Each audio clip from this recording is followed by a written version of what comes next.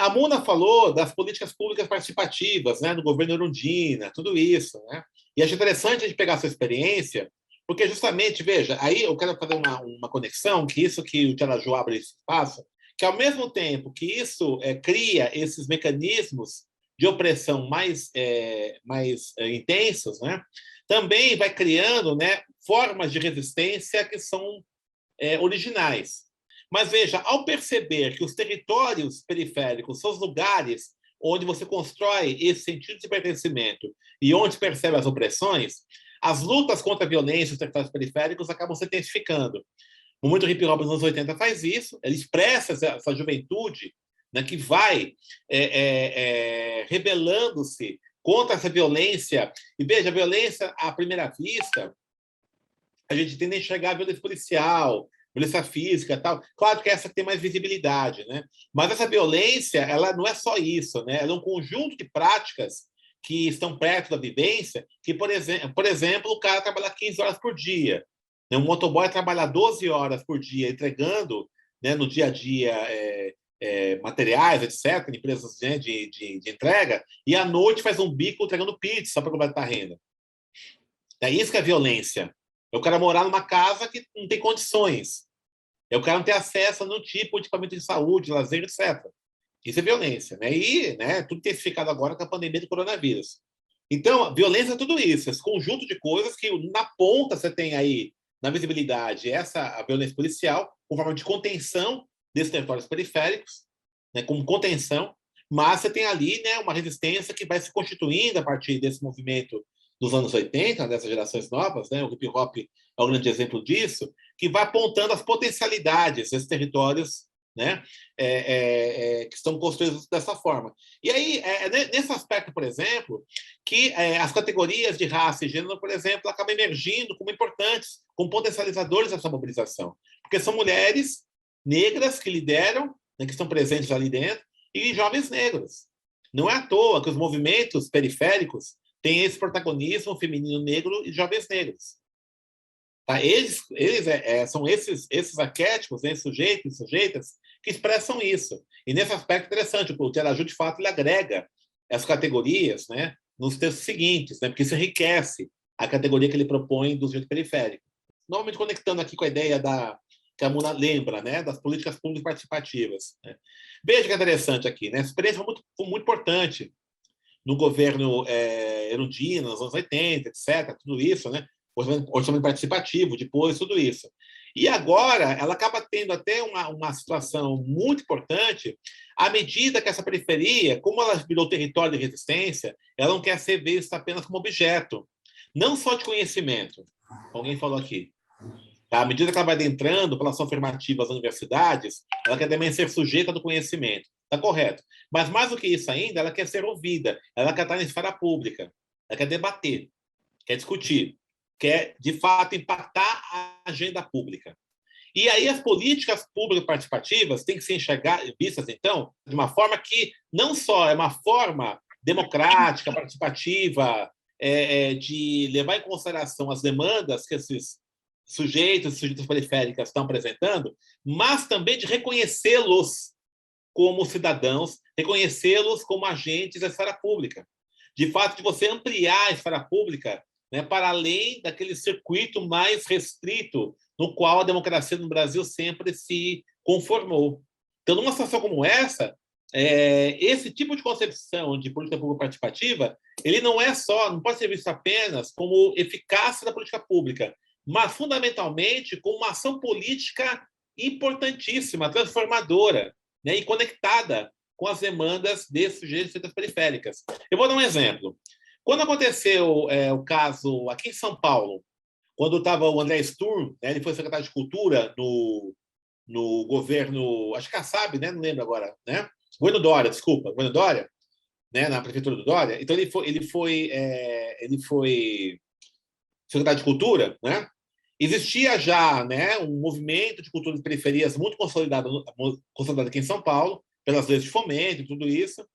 E aí, né, o grupo de jovens, né, desses movimentos vai à Secretaria de Cultura para que apresente uma demanda, né, de manutenção do espaço cultural importante numa região periférica em São Paulo.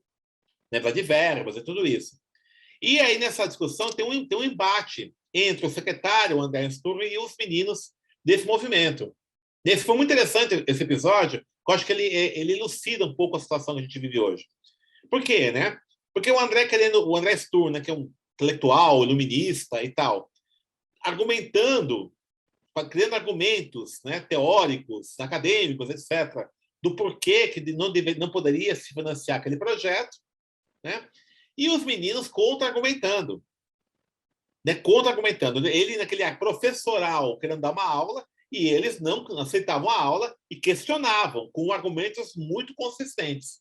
Até chegou um ponto que o André Sturm da paciência, vou te dar um murro na boca. Que acabou o argumento. Então ele parte para a violência. Ele faz isso. Tá? Porque ele achou que ele ia dobrar os meninos, não é bem assim, então não é bobo. Não é assim. E aí ele perdeu o rebolado. Não, então eu vou te dar um murro.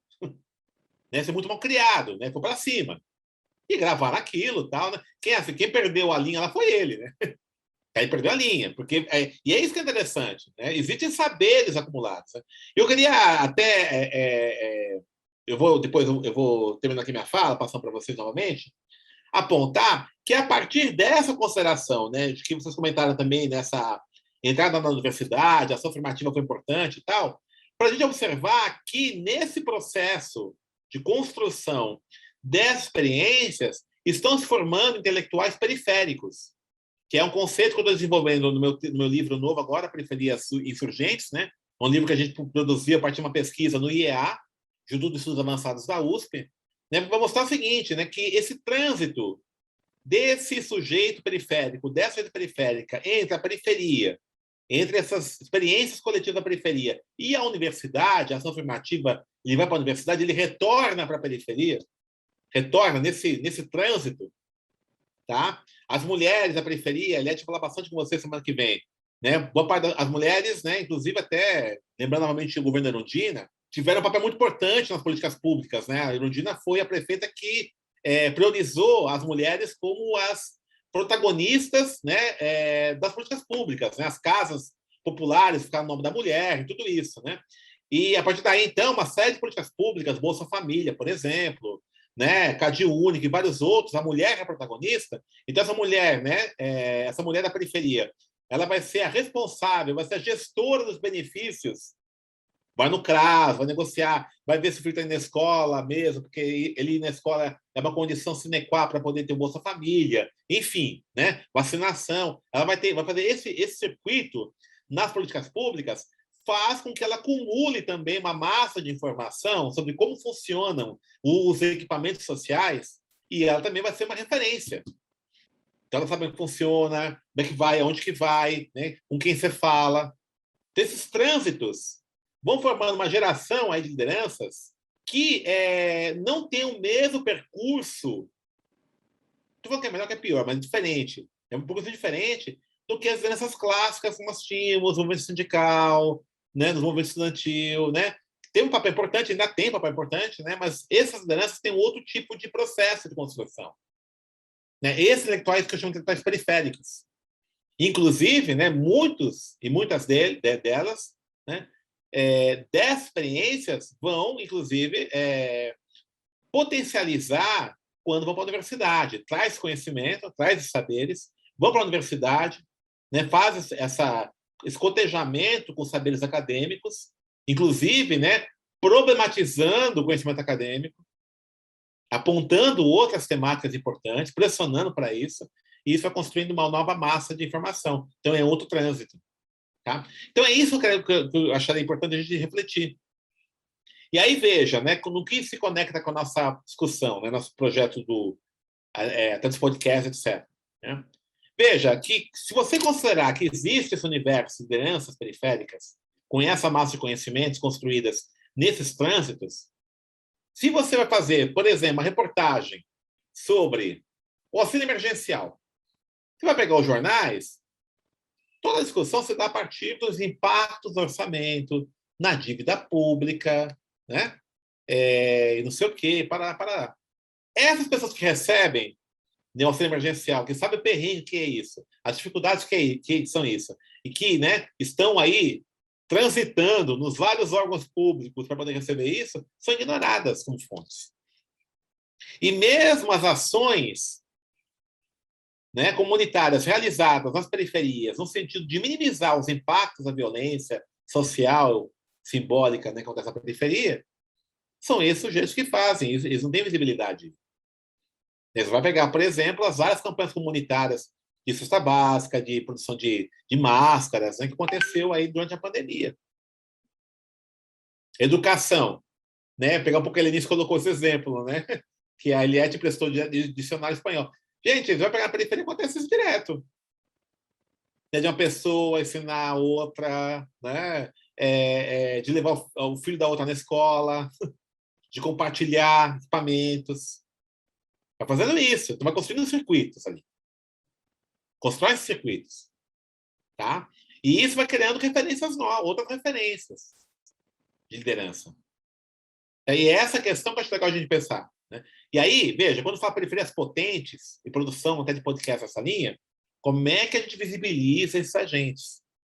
Visibiliza as experiências? Como é que a gente cria, né, um sistema de informação que possibilite que a gente reflita a realidade brasileira a partir dessas narrativas, dessas experiências? É nesse aspecto, então, que o texto de Araju, esse conceito, dialoga. Tá? Agora, veja só que interessante, né? Só para concluindo aqui minha fala. Todo esse processo ele não está isento de contradições. Porque é claro que o capital percebeu isso já. Você tem projetos nas periferias de acolhimento, de financiamento pelo capital. O Itaú está fazendo isso, o Santander está fazendo isso. Tem feito isso. Tá? Não nos iludamos. Tá? A questão de empoderamento está presente, a computação de lideranças está presente. Até o financiamento, por exemplo, de ações coletivas nas periferias, que ocorre por fundações aí de bancos, né, fundações de empresas, elas ocorrem com o objetivo o quê? Né, de, evidentemente, né, isso acaba sendo importante para poder viabilizar algumas ações, mas vai incutindo a ideia de que, né, aquela ação ela é pontual, é uma ação que serve apenas para você criar um espírito de empreendedorismo individual nas pessoas, né, de sobrevivência pessoal, tudo isso, tá? Gera uma competição, muitas vezes, entre pessoas dos mesmos bairros e afasta o debate político. Tá? Então, não é um processo tranquilo. Tá? Acho que é legal, primeiramente, reconhecer que existe. Tá? E assim está acontecendo. Né? Há uma potencialidade transformadora? Sim, há. Tanto há que existe uma ação do capital no sentido de esvaziar esse potencial transformador. E o esvaziar não é negar. É esvaziar, reconhecer e levar para um outro caminho. Levar para uma outra perspectiva.